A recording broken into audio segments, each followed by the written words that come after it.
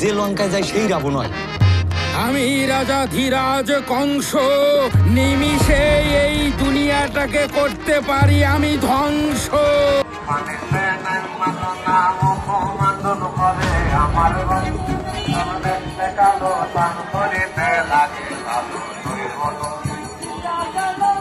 রাজশাহী বিশ্ববিদ্যালয়ের ক্যাম্পাস যেন আজ পরিণত হয়েছিল রঙে, গানে আর উৎসবে, কারণ সেখানে চলছিল এক অন্যান্য আয়োজন। তরুণ নির্মাতা তাওকির ইসলামের নতুন সিনেমা দিলুপি আর অভিনব প্রচারণা, গান, নাচ আর আনন্দের ভিতরে লুকিয়েছিল সিনেমাটির একটাই বার্তা: স্বপ্ন, সংগ্রাম আর ঐক্যের গল্প। রাজশাহী বিশ্ববিদ্যালয়ের টুকিটাকি চত্বর, পরিবহন মার্কেট থেকে শুরু করে শহীদুল্লাহ কলাভবন পর্যন্ত চারদিকে উৎসবের আমেজ। হাতে ব্যানার, পোস্টার, মুখে হাসি, গানে তালে তালে নাচছে শিক্ষার্থীরা। সবই দিলুপি।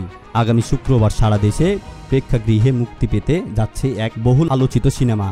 চলচ্চিত্রটি নির্মাণ করেছেন তরুণ নির্মাতা মোহাম্মদ তৌকির ইসলাম, যিনি এর আগেই ওয়েব সিরিজ সাটিকাপ ও সিনপাট এর মাধ্যমে দর্শকদের মন জয় করেছিলেন। রাজশাহী বিশ্ববিদ্যালয়ের ছেলেমেয়েরাই কিন্তু প্রচারণা চালাচ্ছে এবং তারা নিজ উদ্যোগে বলেছে যে তারা এই সিনেমার প্রচার করতে চায়। আজকের প্রচারণায় অংশ নিয়েছিলেন রাজশাহী বিশ্ববিদ্যালয়ের অনেক শিক্ষার্থী। সিনেমার পোস্ট কার্ড, মুখে উচ্ছ্বাস। বিশ্ববিদ্যালয় পরিবহন মার্কেটে আয়োজিত এক অনুষ্ঠানে শিক্ষার্থী ফাহাদ্দিস হাসান বলেন, সাটিকাপ দেখে আমরা সবাই মুগ্ধ হয়েছিলাম।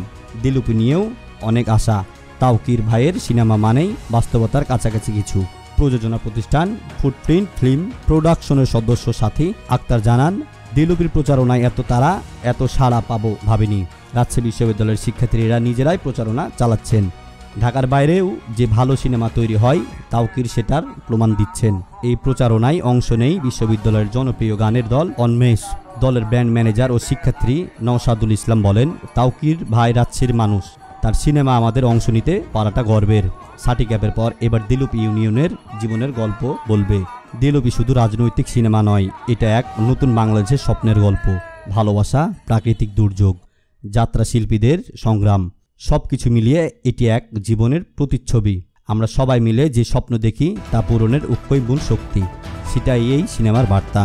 আগামী শুক্রবার সারা দেশে প্রেক্ষাগৃহে মুক্তি পাচ্ছে দিলুপি। রাজশাহী থেকে শুরু এই সিনেমার প্রচারণা, যা ইতিমধ্যে তরুণ প্রজন্মের মধ্যে তৈরি করেছে দারুণ আগ্রহ। আমি শিয়াবুল শিলু, আপনারা এতক্ষণ দেখছিলেন জিবিসি বাংলা, সত্য ও ন্যায়ের পথে।